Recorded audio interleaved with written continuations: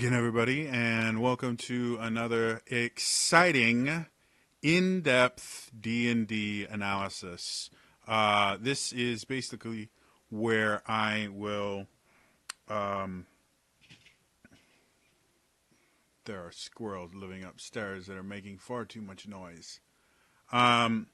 This is basically a series where I do a relatively in-depth analysis of how to play certain classes effectively. And it all came out because of my love for the monk class and the fact that I've seen it played poorly quite a few times, and it's really turned people off to monks in general because the idea of the monk is a little bit more nuanced. It's a little bit more complicated than something like, say, champion fighter, where it's a pretty simple class to understand. You hit things, you do damage. The other class that I've mentioned, I generally will try to warn new players against playing, is the Druid, because again, it's another class that is much more nuanced than the other kind of standard classes, and requires a little bit more understanding of how the game works and how certain wordings of certain spells work and things like that. So today's video is going to be me talking about the Druid, and the Druid itself is a spellcaster.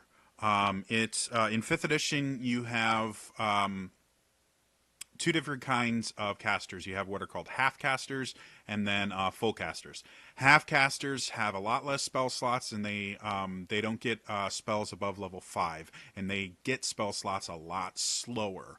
Full casters get spells all the way up to level 9, which is the highest level spells you can get. They have, generally, they will have 4 spell slots by the time they're max level. They will have 4 slots of every level up to, I think, like 7 or 8 is when they start getting, even at max level, they'll only have 2 or 3 of those. And 9th level spells, they'll generally only have like, let's see. They'll generally only have 1 9th level slot, 1 8th level slot. Just because those are super, super powerful spells. So the key to playing any caster in general is you need to understand your spells. Really, really badly do you need to understand your spells. With druids, there's another layer on top of that, because unlike sorcerers or warlocks or wizards, where their spells, like for the most part, their spells all kind of make sense. They are either spells that do lots and lots of damage, of which there are countless ones, or spells that in some way protect them, or give them an ability that they need to do something. So things like this fly spell or the haste spell, they can buff, or they can do lots and lots of damage. And that's really it. They have some other things like, Mordenkainen's Magnificent Mansion and stuff like that, where they have out-of-combat spells and then they have combat spells. The Druid, not so much. The Druid is unique in the idea where, Cleric would be another full caster, but again, they are much more defined in their spell uses. All of their spells are either combat use, I'm going to do damage, or defensive in nature. I'm going to heal someone, I'm going to increase their AC, I'm going to, they're relatively simple to do that. Druids are much closer to the controller style spellcasters. They have spells that do a little bit of everything. They have spells that create difficult terrain. They have spells that will give resistance to damage. They have spells that do damage. They have spells that will actually do more damage to creatures that are transformed and will force them out of their transformed states. They have spells that grant advantage to all attacks against certain creatures. Like, they're very much about controlling the battlefield and controlling who has the advantage in the situation. And because of that, it's very, very easy for druids specifically to feel underpowered when you're comparing them with wizards if you're doing a full spellcaster druid, or when you're comparing them with fighters or barbarians if you're doing a moon druid, which is a transformation based druid. Just in raw damage potential, they're not really meant to work that way. They're not meant to be tanks, although you can make them that way. Like I explained, using multi-classing and a couple feats, you can turn them into really, really hard to kill tanks. And they're not meant to be these avatars of death, just controlling elemental magic to completely sunder the world. Though you can build them that way.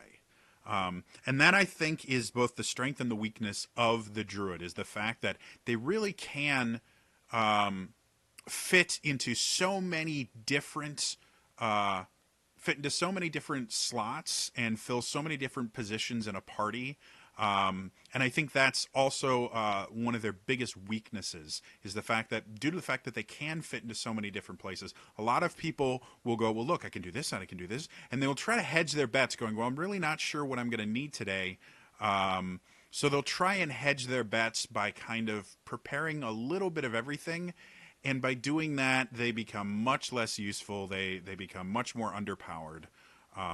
So this is going to be just a quick, well, not quick, but this is going to be a relatively in-depth kind of how-to guide to play a druid. Now, my last one, I did like the major features of the class itself for monk, and then I had a separate video for the subclasses. That's not really going to work for a druid because, like most full spellcasters in 5th edition, they really don't have that many basic class abilities.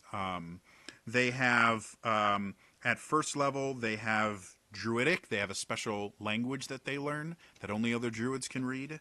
They have their spellcasting.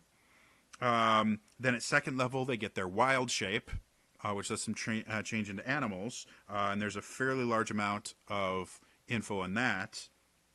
And they also choose, at second level, their Druid Circle, which is their subclass. And then at fourth level, they get their ability score improvements, and they get those, throughout the thing. And then they don't have another ability from 4th level all the way up to 18th level, which is Timeless Body, which means they age significantly slower than other characters. For every 10 years that passes, their body ages only 1 year, so they multiply their lifespan by 10. Also at 18th level, they can cast some spells while in beast form, but it can't have any material components, which actually limits a large number of the spells that they can cast. A lot of people don't look at the spells themselves to see what kind of components they have. They just look at the spell text. And druids actually have to worry about the spell components, specifically if they have material components, because there's a very, very large difference between, a T-Rex that can like chomp you and stuff like that, and a T-Rex that can also call down a firestorm on you.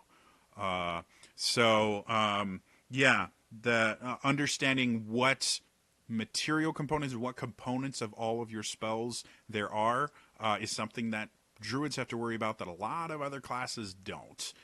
Because for the most part, unless the material component has a price attributed to it, you can replace material components with a spellcasting focus. So most other classes don't care about material components unless they cost something.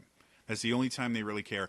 And there's not a ton of spells that have really expensive material components or just material components that have a monetary value that are used up as part of the spell. There's some that have material components that have a value, but they're not consumed by the spell, so you have to buy it once. So yeah, that's something that's unique about druids. And then at 20th level, they can use wild shape as many times as they want. They never run out of wild shapes, which can turn them very broken very, very quickly. So that's the entirety of the Druid abilities. Like if I just did this video on the overall Druid abilities, that's all there is. Video's over. Video's over. So what I'm going to do is I'm actually going to talk about the two different circles that are in the player's handbook because they massively change how you play your druid, and you have to really, really, change your play style depending on which circle that you choose. So the first circle we're going to talk about is Circle of the Land. We're going to talk about that one specifically because it's a little bit less complicated. To be perfectly honest, Circle of the Land changes a druid into a full-on spellcaster.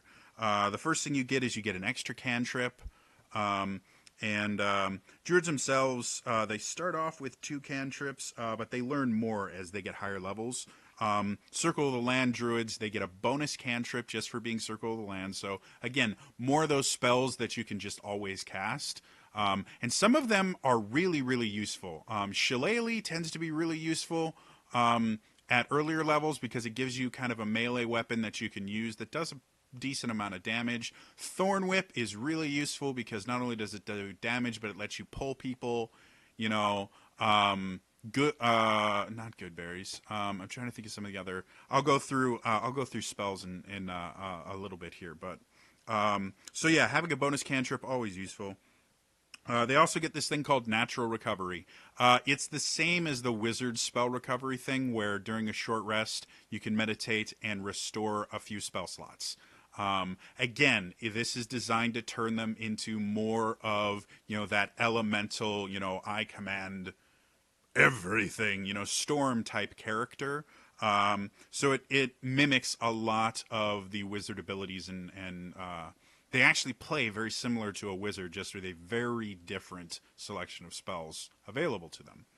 And then the other thing they get is what are called circle spells.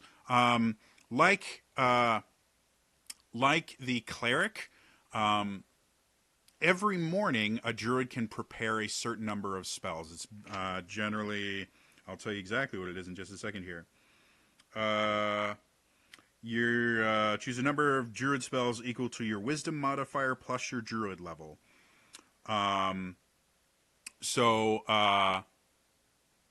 When your wisdom modifier goes up, you get more. You get to prepare more spells, and every level of druid you get to prepare more spells. So by the time you're 20th level druid, if you have 20 wisdom, which is very common, especially if you're a land druid, you're going to be able to prepare 25 spells a day. If I'm reading that correctly. You get your wisdom modifier plus your druid level. Yeah, she can prepare up to 25 spells a day. There are a lot more than 25 spells you have access to. So the circle spells are when you choose a Circle of the Land, you choose a particular land that you are connected to, a particular biome that you are connected to in some way. The circles that are available in the Player's Handbook, the lands that are available in the Player's Handbook are the Arctic, Coast, Desert, Forest, Grassland, Mountain, Swamp, and Underdark. And what these do is they actually increase the number of spells you have access to at any given time.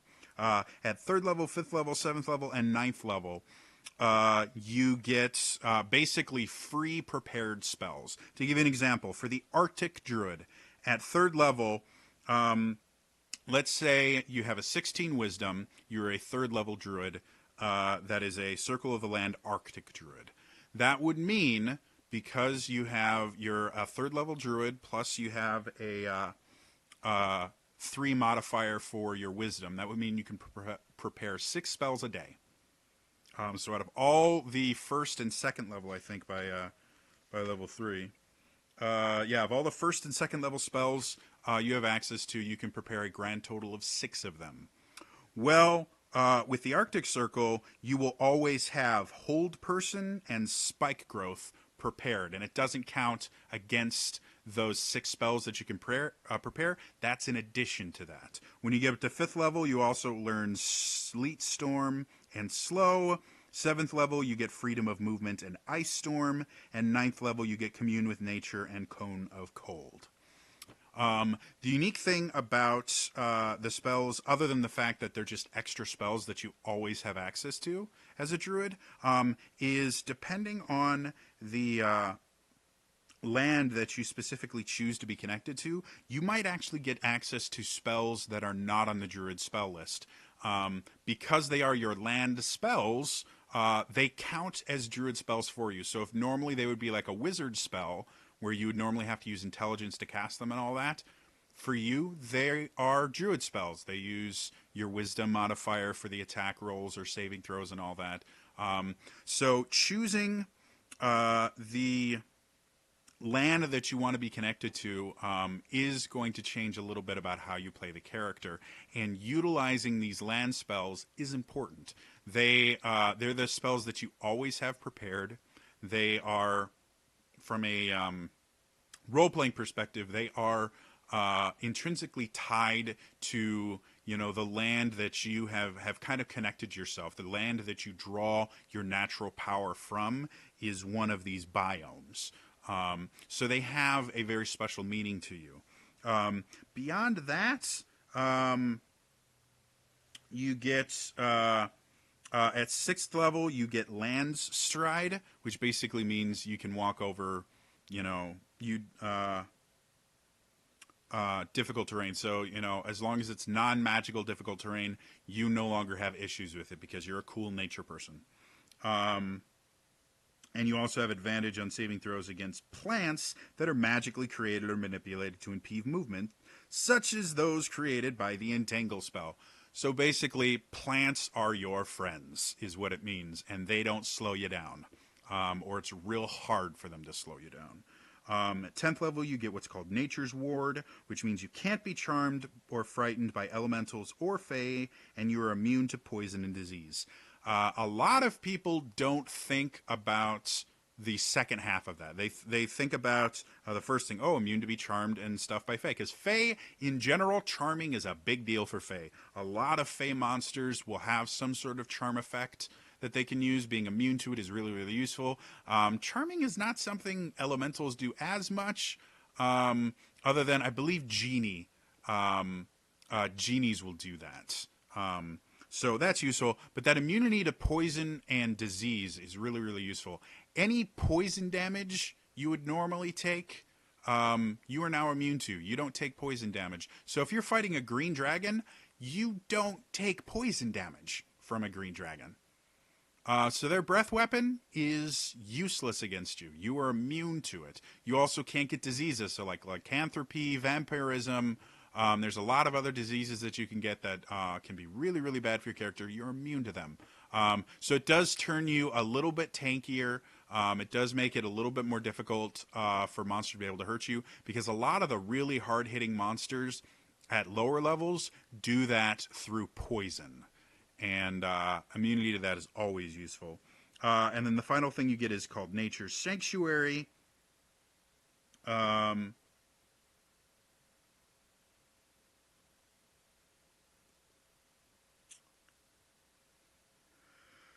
Basically, it means plants and beasts, which are specific types of creatures in the monster manual. You have a kind of almost permanent sanctuary spell against those specifically. If they try to attack you, they have to make a wisdom save. If they fail to save, they either have to choose another creature to attack, or they have to waste their attack.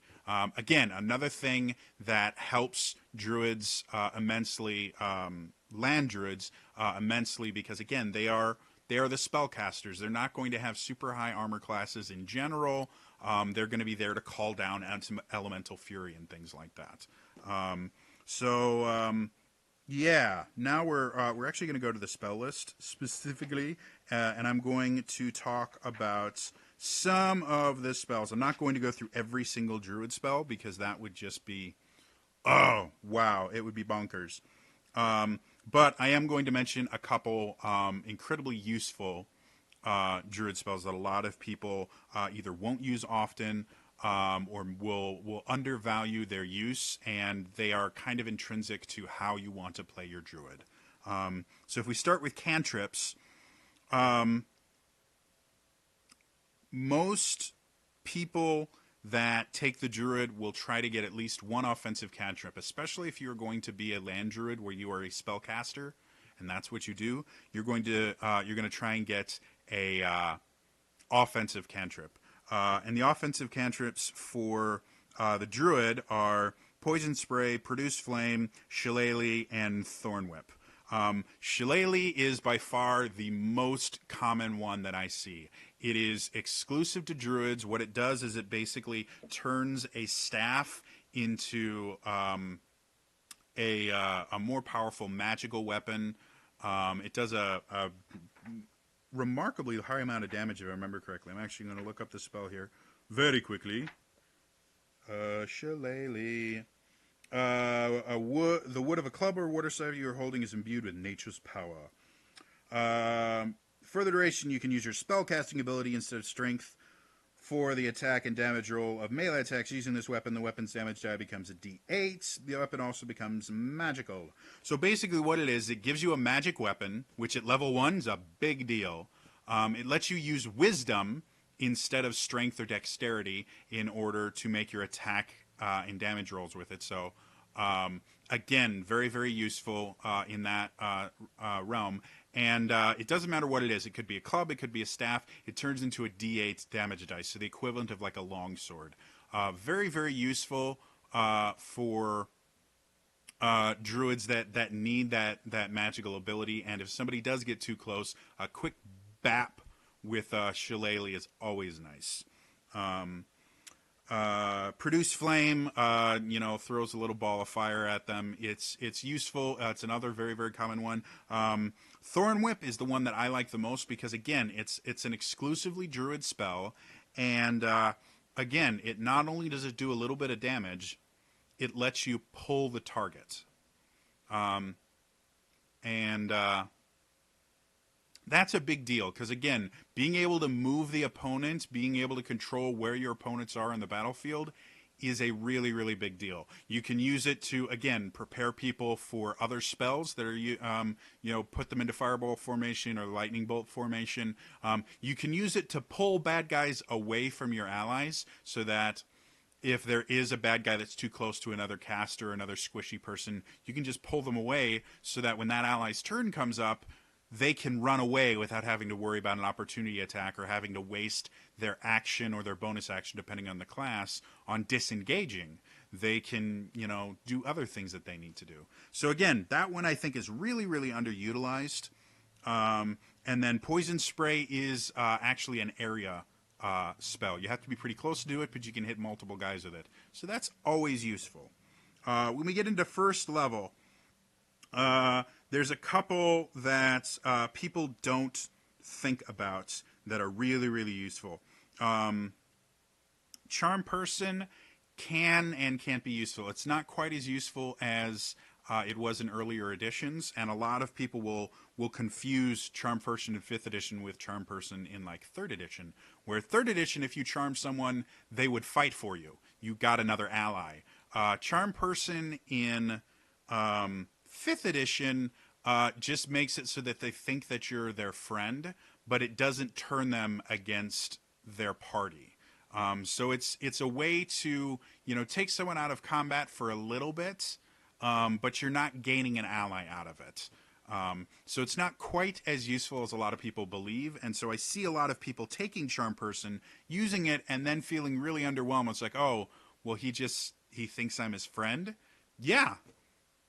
Well, how does that help me? It doesn't. It works much better outside of combat than it does in combat. If you Charm Person, you charm a shopkeeper, they may give you some stuff for free. You charm a guard, they may be willing to let you out of jail. That is where it's most useful. It's not really intended to be a combat spell. They actually, if they're in combat with you, they had advantage against the save for it. So it is a non-combat spell. In previous editions, it was a very useful combat spell. And so that's one of the reasons why people get it confused so often. Cure Wounds is the other thing. So again, Druids can fit a lot of different roles. Healer is one of them. Cure Wounds, unless you have a dedicated healer like a cleric or a bard that they're willing to do the healing and stuff like that, it's always a good idea to have Cure Wounds prepared. Even if you do have a dedicated healer, always a good idea to have Cure Wounds prepared. It is never not going to be useful to be able to give people hit points. Never. So even if you are an offensive, I am, the fury of nature, Circle of the Land Druid, have Cure Wounds. It's massively useful. Detect Magic is another one that a lot of people don't think about, but is massively useful. It basically, in 5th edition, the way that Detect Magic works is it's basically like putting on magic X-ray specs, where anything that's magical will like glow and give off like a magical aura, and you can tell the school of magic. If you are going through a place with magical traps, Detect Magic is so cool. And so useful. It lasts for 10 minutes, and you just wander around. You only have about 30-foot range. You just wander around looking. You can see all the magical traps, anything like that. You can tell what school of magic things are from. It's a massively useful spell that a lot of people don't think about using. And again, it fits into that Druids can do a little bit of everything. If you don't have a dedicated trap finder, Druid can fill that role. And with Detect Magic, they can find magical traps that even like rogues or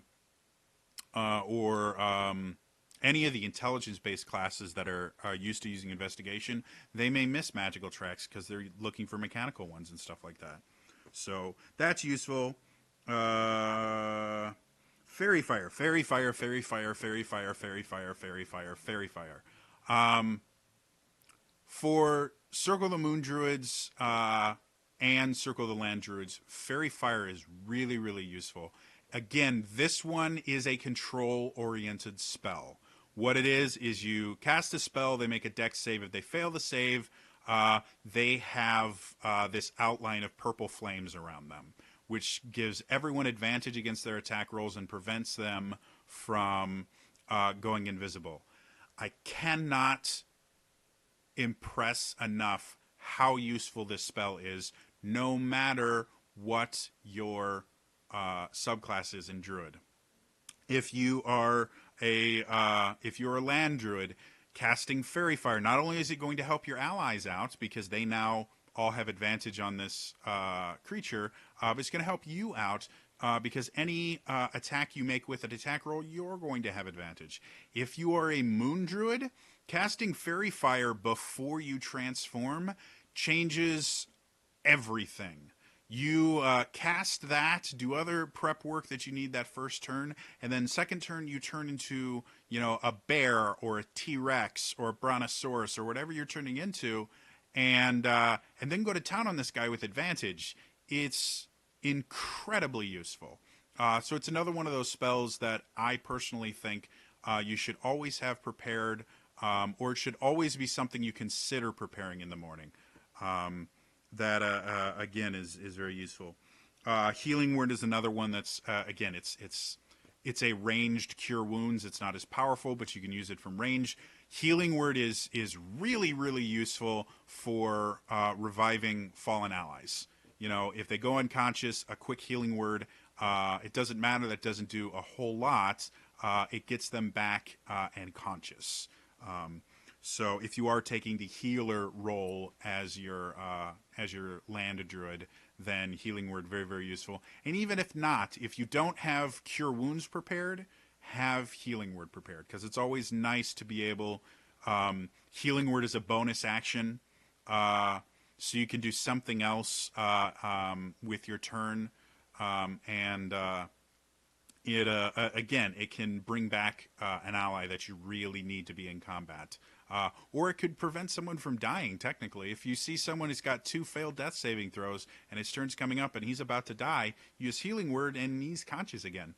All of his death saves go away. Even if he instantly goes back unconscious, all of his death saves are reset to 0. So you've just given him minimum an extra 2 turns for the rest of your party to figure out how to keep him from dying. So really useful there. Jump and Longstrider are another one of those things that for the Druid themselves are probably not going to be very useful. But when you cast them on other characters, they again can change how things work on the battlefield. Specifically, Longstrider. If you cast Longstrider on like a monk or something like that, or someone already with a decent speed, you give them even more. They're running around, or you give it to a rogue who can disengage as a bonus action. They're running around doing attacks and never having to worry about being within range of an attack themselves. I've seen rogues use it as kind of a peekaboo type thing where they'll have such high movement speed that they'll go in to combat with someone that they have an ally next to, sneak attack them for a good amount of damage, and then disengage with their bonus action to run back out. And with Longstrider on, they're able to move far enough that even if that guy used their full movement, he couldn't get back to them. I've seen, as a monk, I've actually used this before where I've run in, I've punched somebody, and then I've run back out so that they don't have the ability to strike back against me. And then Thunderwave is useful, but everybody knows about that one. When we get to second level spells, I'm going to just pick a couple ones. So again, I keep mentioning that, okay, druids can fill a lot of roles. We talked about Detect Magic before as being like the trap finder for the group. Second level, you can get a spell called Find Traps. So again, if you are that utility, I'm leading the group kind of druid, which is very possible. Druids have really good wisdom scores in general. They can be trained in survival, which is what you use to track. You may be the kind of front leader of the party, sneaking through and leading the party through everywhere. Find traps, massively useful. When you get to a bad place, you can go, okay, well, I'm going to cast Find Traps. And I'm actually going to look up this spell again as well, because this is another one that people are like, well, who needs Find Traps? It's an intelligence, investigation check. Why would you need that? So its range is 120 feet. It's an instant spell.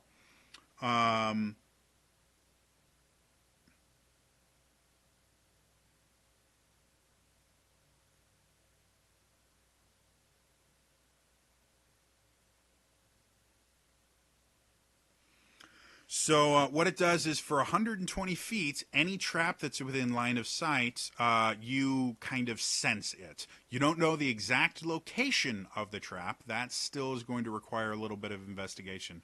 But again, when you get into one of those rooms, you're like, okay, something bad is about to happen here. You cast Find Traps. You know every trap in the room, and you also know what the trap can do to you. So you sit there, you come in, you're like, okay, I sense a poison dart trap. Well, if you've got somebody with, resistance or immunity, like if you have a dwarf who has resistance to poison, maybe they're the one that goes in to look for it. These are all things that can help your party out. And again, helps you to fill that role of, okay, I'm going to be the one that keeps the party safe before combat gets started. Flame Blade is a really, really common one to use. It can be very, very useful because as you cast it at higher levels, it does more and more damage. And because druids don't get extra attack, it can be really, really useful because it makes a flaming scimitar at second level. It does 3d6 damage anytime it hits, 3d6 fire damage. That's a lot of damage for a spell that you can get at level 3. And the fact that it lasts for, I believe, it's either a minute or 10 minutes. I can't remember off the top of my head. And I'm not going to look up that one. You can cast the spell once and then just continually keep hitting. Really, really useful for actually like the healer type druid, because you can cast Flame Blade and just go to town killing people with the Flame Blade, which again, if you cast it at higher levels, it does even more damage every single time you hit. And it uses your wisdom modifier instead of, strength or dexterity. So you're using your most powerful stat to be able to attack with this thing. You can also be tossing off healing words while you're using your main action to just hack people up with a flaming scimitar. Really, really useful. And if you have a shield in hand, you can be really, really tough because druids can use shields. You're really, really tough. You can have your flaming scimitar, chopping things up, and then casting a healing word whenever you need it. Massively, massively useful. Flaming Sphere and yeah, Flaming Sphere is one of the more common ones that you see with the kind of I'm going to kill everything with magic druids. And again, it's another one that can be very useful. You have to remember that Flaming Sphere, you create a ball of fire. You can move the ball of fire. It continues to be there. So you can use it to kind of, collide with bad guys. You can use it to... the other thing that a lot of people don't think about doing is you can use it to force bad guys to move in certain ways. If they know that if they get too close to this sphere, they're going to take damage, which they should, you can put the sphere or move the sphere in a way that it protects the people that need protecting. And a giant ball of fire is going to block line of sight and things like that. So as much as everyone thinks of it as an offensive spell of, oh, I'm going to just roll over you with this ball of fire, it can be a very defensive spell too. Use it to break line of sight. Use it to funnel people into a trap so that they have to go through your big meaty tank kind of guys. Don't always think of damaging spells as the only thing that they do is damage, because again, most druid spells have ulterior things they do. Perfect example of that is also Moonbeam. Moonbeam, beam of light comes down. If a target starts their turn there or enters it during their turn, they take damage. It's useful in that case because you could put it in a place that they're going to have to go through, and they're going to take damage. The other thing that's nice about it is it does extra damage to creatures that are changed by some magical means, things like lycanthropes and stuff, and it forces them back into their original shape. That's a big deal. If you're dealing with spellcasters who are using polymorph and stuff like that, for a second level spell, you can do actual damage and force them back into their weaker form without having to deal with dispel magic or anything like that. You cast this moonbeam and it works.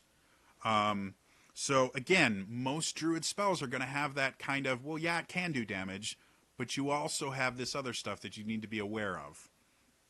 The other thing, always useful, Lesser Restoration, cures poison, disease, super useful. If you're the healer kind of druid, you should have Lesser Restoration prepared.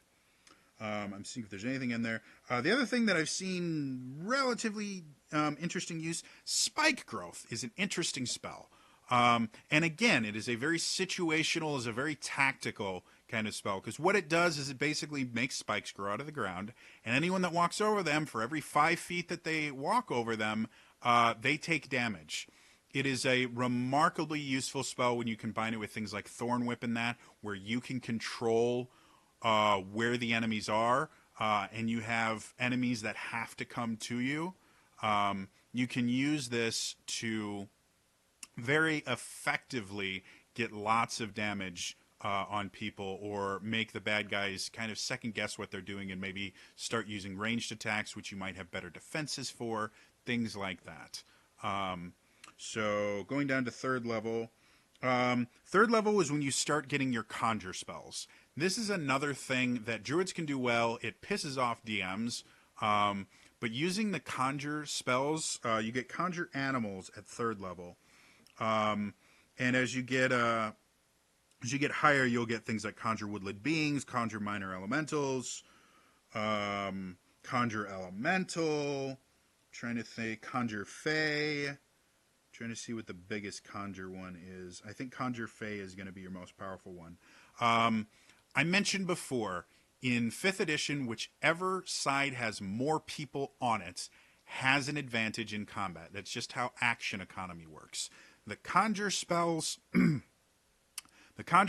are designed to influence that action economy. Just like I mentioned, the monk is designed to play with the action economy.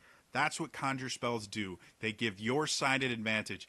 Even if the monsters don't seem that powerful, they don't have a lot of hit points, so they don't do a lot of damage, the mere fact that they give you extra actions for your team balances things in your team's favor. So as much as they may annoy the DM, they can be very, very, very, very useful as a support type thing. They're also really useful for fighting spellcasters. And the reason why is a lot of spells in 5th edition use what's called concentration, which means in order for the spell to keep going, the mage has to be actively concentrating on it. And one of the things that can break concentration is damage. And the way that they deal with that is they have to make a constitution save, basically. And if it's higher than either 10 or half the damage of the attack that they took, whatever is higher, if they miss that, they lose concentration on the spell. And that can be really, really big, because some of the more powerful spells that use concentration, the reason they're such higher level spells is because you can concentrate on them and keep reusing them. Things like Call Lightning, which is another 3rd level spell that a lot of druids use just for the sheer, damage potential of it. It's another great spell for the kind of healer kind of druid to use, because they can cast Call Lightning once, and in 5th edition, if you use your bonus action to cast a spell like Healing Word, you cannot use your action to cast another leveled spell. So a spell like with a level associated with it, you can't do that on the same turn. You can only use cantrips. So if you're a healer type druid, you can start off the combat by using Call Lightning, which is a concentration spell, and then just use your action every turn to keep bolting people with lightning, where you're using your bonus action to use Healing Word and keep your allies alive and things like that. So, but anyway, going back to the conjure spells, generally the way that they will work is they will say, okay, you can conjure 1 level 2 beast, or 2 level challenge, or 1 challenge rating 2 beast, or 2 challenge rating 1 beast, or 4 challenge rating 1/2 beasts, or 8 challenge rating 1/4 beasts. And stuff like that. And a lot of people go through and they look for whatever the strongest challenge rating 2 monster is, and they're like, okay, that's what I'm going to use because this is going to give us... And yeah, that can work, but what can be even more useful is getting 4 or 8 small creatures that don't do a lot of damage, that don't have very high attack rolls, and having them swarm a spellcaster that's concentrating on something. Because what happens is every single time they take damage, even if it's just 1 damage, they have to make a concentration check. And statistics will eventually fall into place that they will fail. So these conjure spells are really, really useful at being able to stop spellcasters from using some of their most powerful spells, like Wall of Fire, or Flaming Sphere, like I mentioned before, Call Lightning. These are all spells that can be devastating because they just give them extra power and ability to do bad stuff. And by swarming them with a lot of bad guys, you can do that. Or by using these small monsters to give rogues sneak attack damage, or to harass ranged attackers so that they always have disadvantage. Things like that. They're really, really useful. Despite the fact they don't do a ton of damage, you don't always want to think about, what's the total amount of damage I can do as a druid. You want to think, what kind of useful things can I do? Can I add extra actions to our turn? One of the most unique things that a lot of people don't think about that most creatures can do, there is an action called Aid. What it does is you have to be next to a creature, but you can actually make the next attack against that creature have advantage. So if you've got 8 little dudes, that means you can have 8 chances of advantage out there, despite the fact that they're not doing any damage. So again, thinking about the druid as much more, just even the land druid, as much more of than I am going to sit here and rain down fire and brimstone on you, will really be effective. And that's where a lot of the most powerful conjure spells are used. As you get to the higher level ones, you can conjure some pretty powerful creatures. So don't get me wrong, they can be used for just raw damage, but don't think about them only in how much damage they can do. Think about them in a utility aspect. What other things can they do? Can they make like a human shield So, a human wall so that the bad guys can't get through a certain area without having to go through them first. Can they, harass ranged attackers? Can they get the spellcasters to lose concentration? Anything that you can possibly do, having those additional actions on your side is always advantageous. Plant growth, protection from energy. All of these are pretty common. Like a lot of people think about them. They really don't require a whole lot of stuff. I'm just trying to pick a couple stuff that people don't think about. Blight, very, very common for land druids to take because it just does a lot of damage. You have to touch them, but it does a lot of damage. So that one's very, very common. Conjure minor elementals, conjure woodland beings. Again, conjure spells. Think about them more than just the pure damage that they can do. Hallucinatory terrain is another one that can be really, really interesting to do, simply because, as an ambush outside of spell tactic, it can be massive. In Critical Role, I think they used it to trick bad guys into walking off a cliff because they made it look like the cliff extended further than it actually did. Brilliant use of it. There's a lot of other things you can use it to hide yourself by making a wall, look like it's there when it's not. It's again one of those spells that's really limited by your creativity, and that's where Druid is going to excel. Another one that I see used a lot, and I don't think enough people think about exactly how useful it can be, is there's a spell called Grasping Vine, where you make a vine grow out, and then it pulls things towards it. And a lot of people think of it mostly as a way to, okay, I'm going to pull a bad guy over here, or I'm going to use it to pull someone across a ravine or something like that. And yeah, it can be used for that. But again, the ability to control where people are on the map can be massively useful. If you have a spellcaster surrounded by bad guys, Grasping Vine out of there. If you have a bad spellcaster that's doing lots of bad things to you, Grasping Vine them closer. Again, controlling where enemies and your allies are, because you can use Grasping Vine on both of them, is massively useful. And it gives you a lot of utility and control. These are all 4th level, by the way. What was the other one that I saw in there? Freedom of movement. Freedom of movement, massively useful, especially for a 4th level spell. It means that they can't be slowed, they can't be paralyzed. It removes a lot of really, really bad things. And so Freedom of Movement is one of those spells that if you're going up against spellcasters, things like that can use paralyzing, or ghouls are another one where ghouls will paralyze you. Freedom of Movement will protect you from that. Very, very useful in a lot of different situations. But again, it's a very situational. You need to know what you're going into in order to do that. Most of the other ones people think about. Dominate Beast. That is what we used to consider charm. Dominate Beast, you take control of a beast. Again, situational because it can only affect beasts, not any creature. But again, if you're being attacked by, a T-Rex or something like that, that's a beast. Anything a druid can turn into is affected by this. And there are some really, really powerful beasts out there that don't have really powerful modifiers to be able to resist these spells with. So that doesn't just, make them your friend. You control them. That's another action economy kind of thing. You're taking a bad guy from the other party and you're putting it on your side. You're changing the action economy and getting potentially a pretty powerful ally. That's really all I wanted to talk about there. 5th level. That's where you get Conjure Elemental. Again, conjure spells.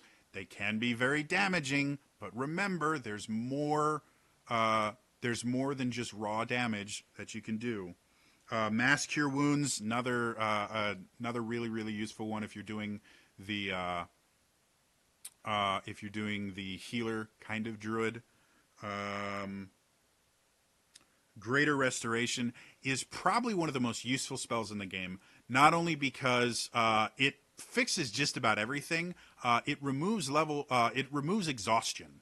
A lot of people don't think about exhaustion, but exhaustion is a huge, huge issue, especially with if your dungeon master is using it correctly. The first thing exhaustion does is it gives you disadvantage on everything but attacks. And then by third level, you have disadvantage just on everything.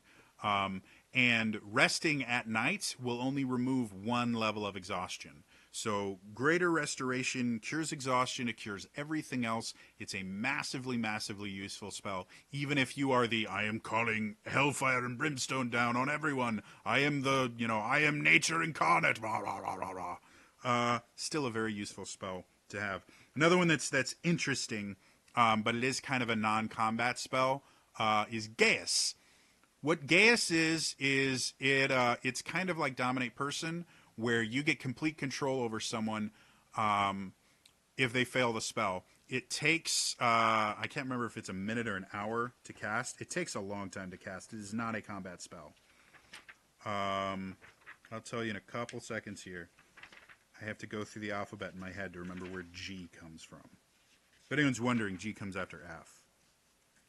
So Gaius. Yeah, it takes a minute to cast. It's non-concentration. But again, because it takes a minute to cast, it's not something that you're really going to do in combat. However, if they fail it, they are yours for 30 days. That's it. They are yours for 30 days. They can try and resist it once a day.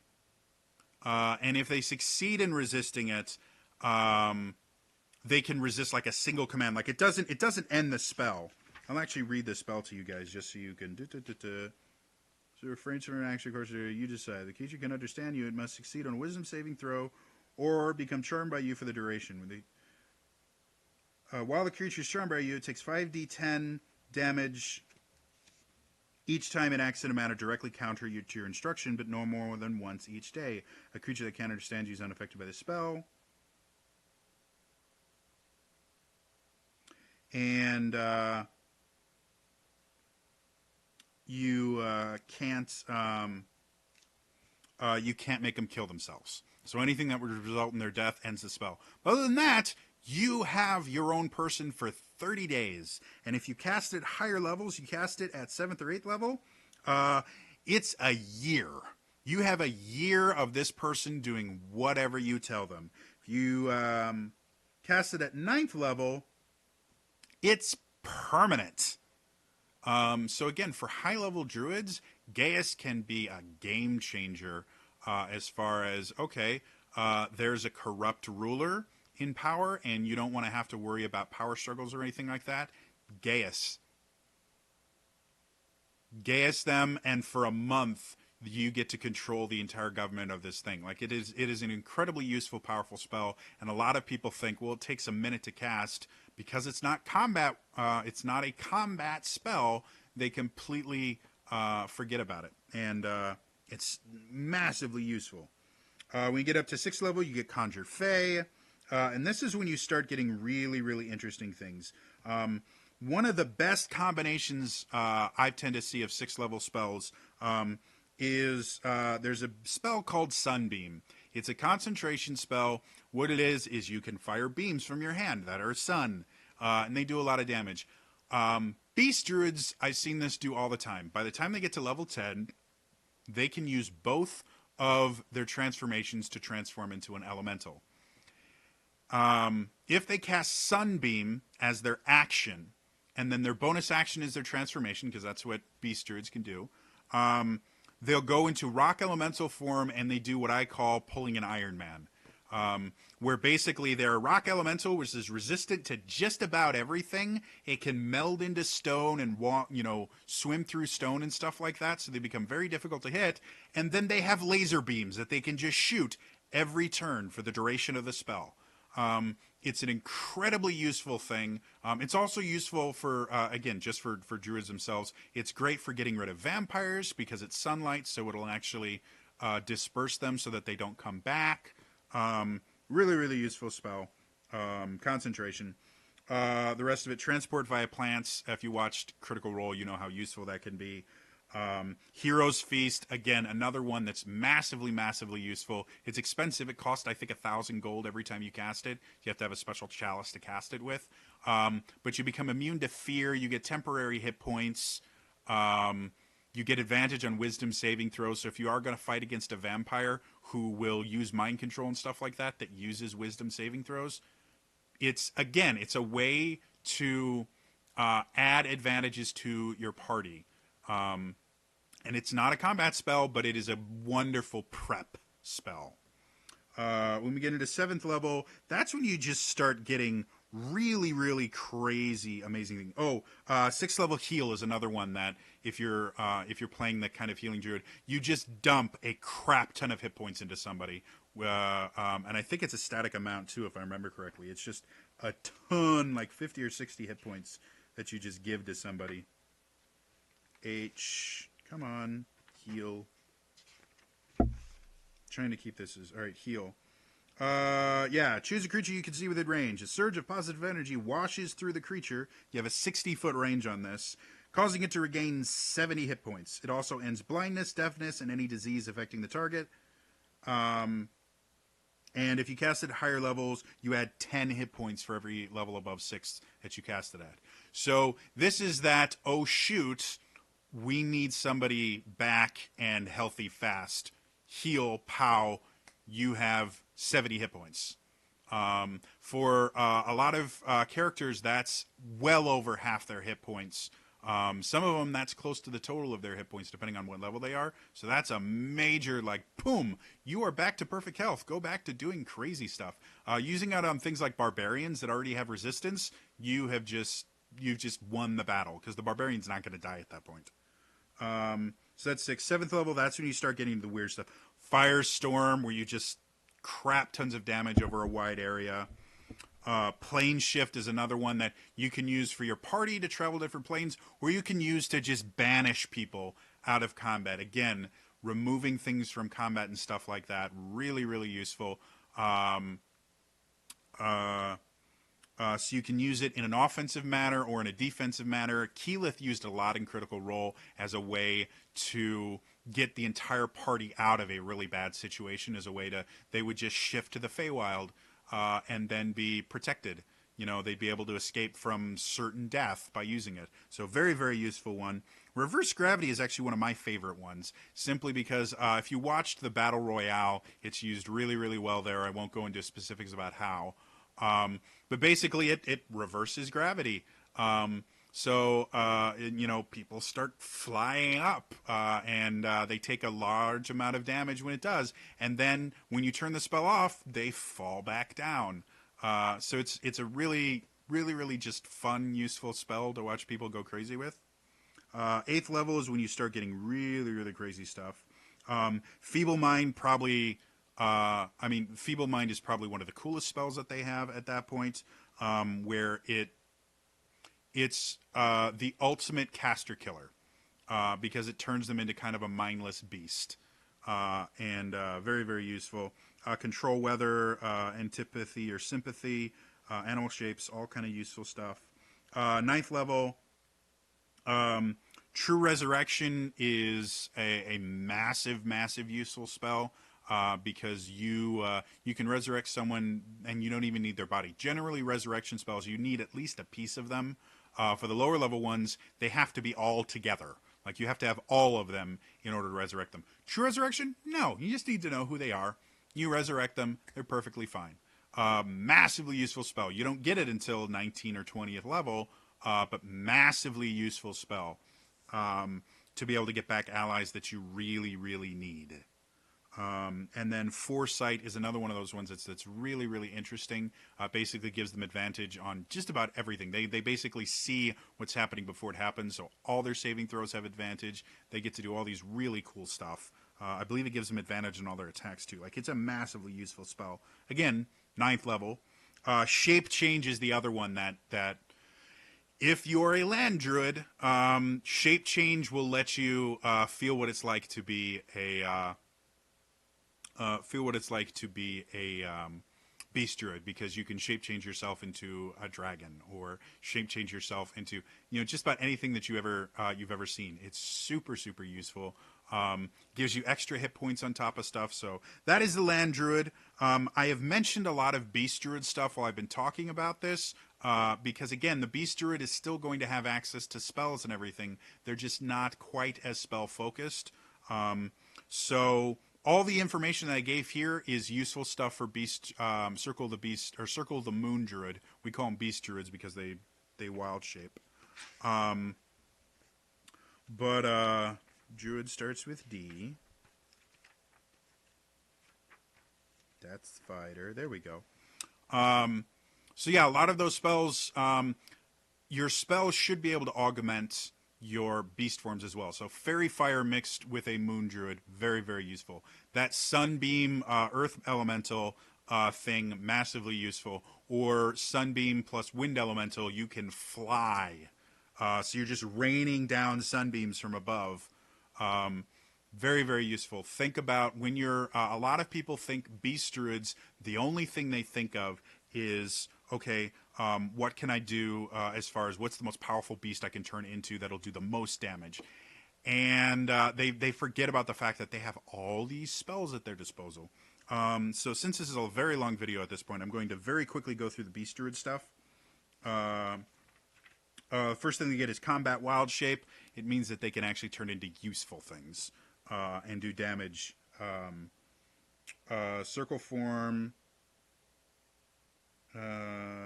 is the Combat Wild. So Combat Wild Shape lets you do it as a bonus action. And it also lets you use a bonus action to expend a spell slot and regain hit points. You can heal yourself in beast form with Combat Wild Shape. Circle Forms is basically you can turn into good stuff. Primal Strike, any attacks you make while you are transformed are magical. Elemental Wild Shape, I talked about that before. Super, super useful. There are only 4 things you can turn into. Earth Elemental, Fire Elemental, Water Elemental, Air Elemental. But they're massively useful. Really, really great. And I believe Druids get, with Wild Shape...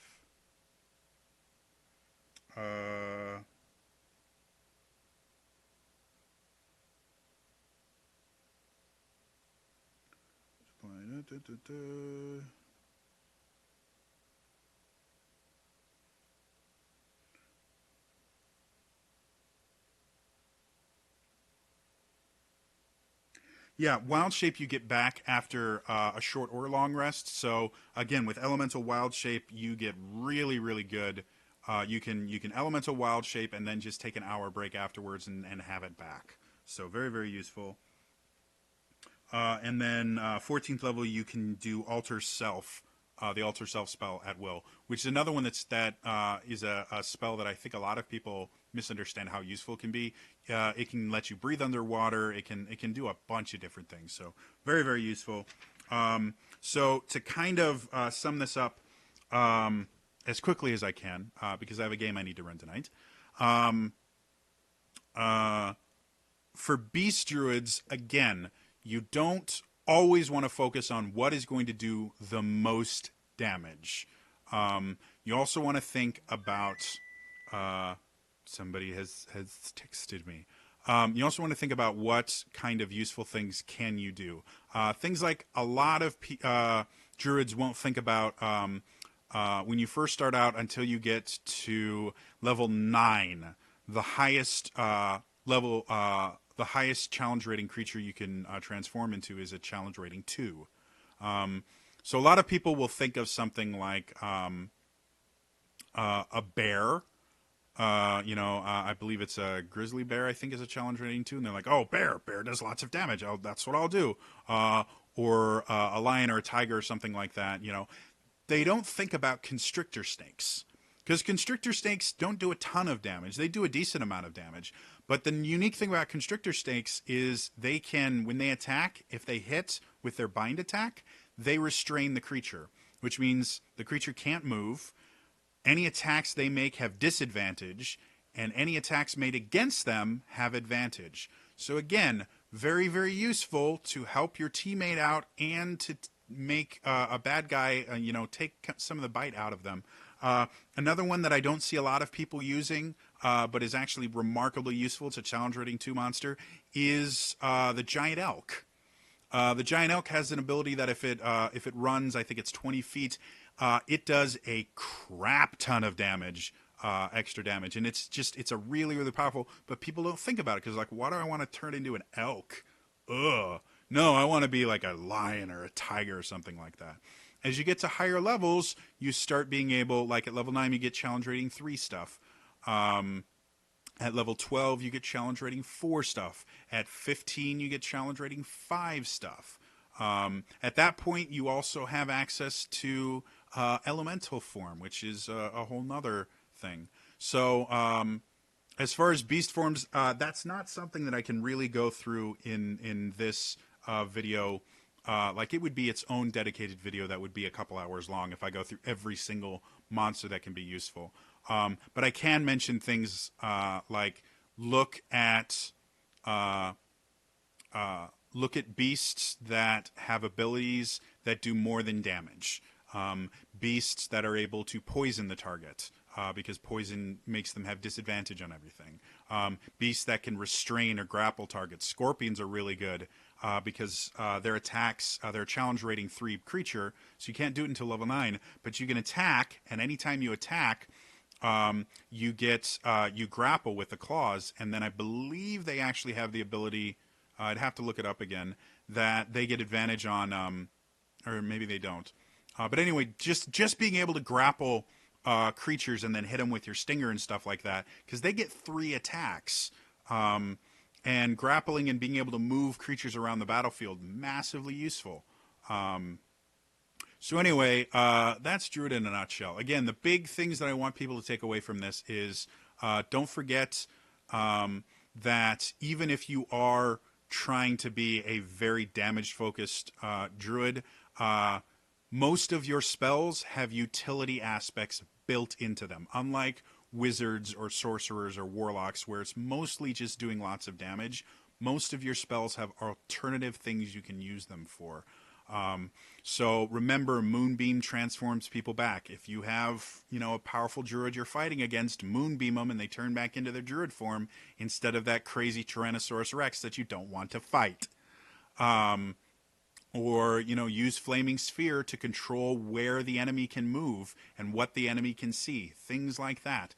Always consider, positioning and what can control. And then conjure spells. Conjure spells are massively useful for tilting the tide of combat in your favor. And it doesn't have to be about raw damage. Just additional actions will change the balance of combat. That's how 5th edition is created. And that's how 5th edition works. So even having a bunch, even having 8 challenge rating 1/4 creatures that only have 7 hit points can be massively devastating to the other team, because either they can do a bunch of really small attacks that force wizards that are concentrating to make so many concentration checks that they fail, or they can use the aid action so that you're getting advantage against a bunch of different bad guys, or all these other things. Don't think of them as just damage machines. That is a great way to really underutilize the Druid. Anyway, this is, I think, the longest video I've made in a long time. Tomorrow I will be doing kind of a state of the channel type thing where I give you guys an update on how I'm doing on getting those 4,000 hours that I need, on the subscriptions that I need, and I'll kind of lay out the plan that I'm going to have to try and reach that goal by February the 20th. So please tune in for that. If you haven't already, again, I'm trying to hit these new goals. So please, if you haven't, please subscribe to the channel and like the video, comment on the video. These are all things that help the video to see more views. And yeah, please share the video with as many people as you possibly can, because again, if I want to hit those new standards that they've set up, I've got to work really hard. It's why I've been making so much content, so much long form content. So please watch this, watch one of the other 700 plus videos I have on the channel. Feel free to leave like some of my D&D campaign playlists, on in the background when you're doing other work, because I think they work just as well as podcasts as they do as videos themselves. So yeah, that's all for me today. I will see you guys next time. All right. Bye-bye.